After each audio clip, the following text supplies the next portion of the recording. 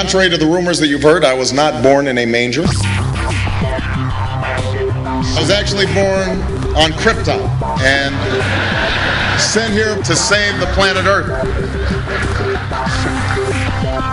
We cannot continue to rely only on our military in order to achieve the national security objectives that we've set. Everybody somewhere between the ages of 18 and 25 will serve 3 months of basic training. We've got to have a civilian national security force that's just as powerful, just as strong. Yes, we can. Obama's South Carolina plan will include coverage of all essential medical services. Yes, we can. Obama is a cruel hoax. He works for Wall Street. He's an agent of finance capital. Where did you come up with the number $700 billion? Here's the Treasury spokeswoman's quote. It's not based on any particular data point. We just really wanted to come up with a really big number. To Democrats and Republicans who've opposed this plan, I say, step up to the plate. A few members were even told that there would be martial law in America if we voted no. Secretary Henry Paulson is no George Washington. I don't think anyone questions, Mr. Kashgari, that you're working hard. Our question is who you're working for. Obama pledged that he would resume the Security and Prosperity Partnership talks between Mexico and Canada that President Bush initiated. The old boss is starting to look a lot like the new boss. Robert Gates is going to remain on the job as Defense Secretary for at least a year. Plenty of sources knew about this meeting, told us and others that it was at Hillary Clinton's house, but clearly it wasn't. We've got to give them a stake in creating the kind of world order that I think all of us would like to see. We see you causing a depression so you can blow out the economy and consolidate it and bankrupt it. We know that you are enemies of free humanity, and we are here standing against your tyranny.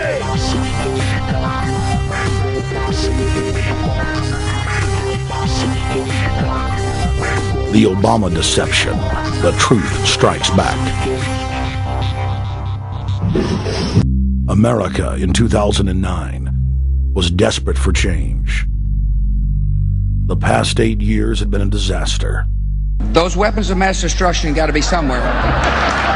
Maybe under here.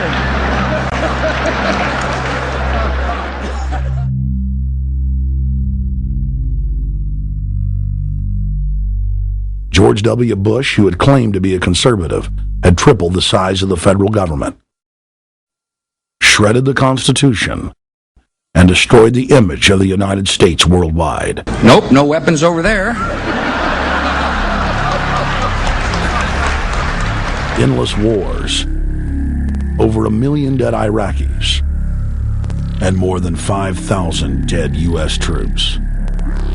The Patriot Act, warrantless domestic wiretapping and spying, the end of posse comitatus, the rise of the treasonous North American Union, a deepening recession sliding towards total economic collapse. These factors and other abuses had the American people in a state of panic for their future and the very existence of the United States.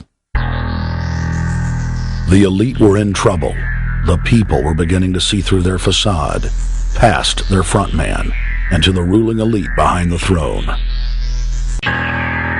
For the first time in U.S. history, both parties were universally hated. Congress had a 9% approval rating. The globalist agenda had stalled. And then, onto the scene came a man who promised change. Change we could all believe in. Barack H. Obama promised to end the war and bring our troops home fast. He pledged to uphold the Constitution and to stop the federal government from spying on the American people. Candidate Obama told American workers that he was going to get them out of NAFTA and GATT, and he's already breaking those promises. In this film, we will prove that Obama says one thing and does another, and that he works for the very same elite interest that Bush served, the very interest engineering the financial collapse and formation of a dictatorial world government. This film is not about left or right. It is nonpartisan. Our past documentary films are among some of the most damning indictments of George W. Bush and his administration that have ever been made.